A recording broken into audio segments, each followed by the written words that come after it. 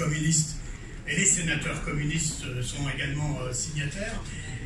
Ça va de soi, bien évidemment, il y a plein de choses qui nous différencient. Nous, on fait plutôt partie de ceux qui disent qu'il faudrait que l'époque appelle plutôt des nationalisations ou des renationalisations, s'agissant notamment des autoroutes. Mais en tout cas, nous avons convergé dans l'hémicycle, de la France Insoumise jusqu'aux Républicains, pour dire au gouvernement que cette privatisation de l'aéroport de Paris, d'abord, n'avait rien à faire dans la loi PAC, parce que c'était la noyer un sujet essentiel dans une loi qui comportait 200 articles extrêmement divers. Donc c'était une façon d'essayer de noyer le poisson et d'éviter le débat.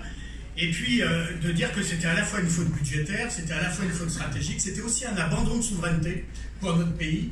Et c'était une menace sur notre compagnie nationale et c'était une menace aussi sur les aéroports de Paris. Et l'avis du Conseil d'État, qui avait été pris préalablement par le gouvernement, était un avis très discutable puisqu'il renvoyait l'aéroport de Paris à un simple aéroport régional.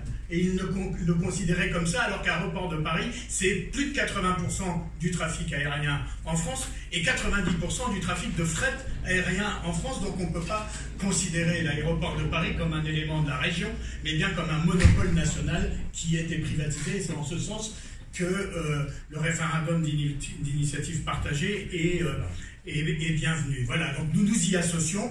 Nous souhaitons que le front argumenté que les uns et les autres nous avons su opposer pendant le débat parlementaire, avec l'ensemble des groupes parlementaires qui sont à cette tribune, de Éric Coquerel à Gilles Carrez, puissions se retrouver dans le débat public, puisque 185 parlementaires, c'est une chose, mais derrière, il faudra 10% du corps électoral, et il faut qu'on donne la force dans nos mairies, dans les syndicats, dans les associations, parce que là aussi, et encore une fois, c'est une loi qui rencontre contre elle l'opposition de tous les acteurs. Et le gouvernement passe outre, y compris d'ailleurs une compagnie, notre compagnie nationale comme celle d'Air France. Donc il faut maintenant que les parlementaires signent et qu'ensuite nous fassions signer les 4 millions et quelques de Français et de Françaises pour avoir le référendum d'initiative partagée.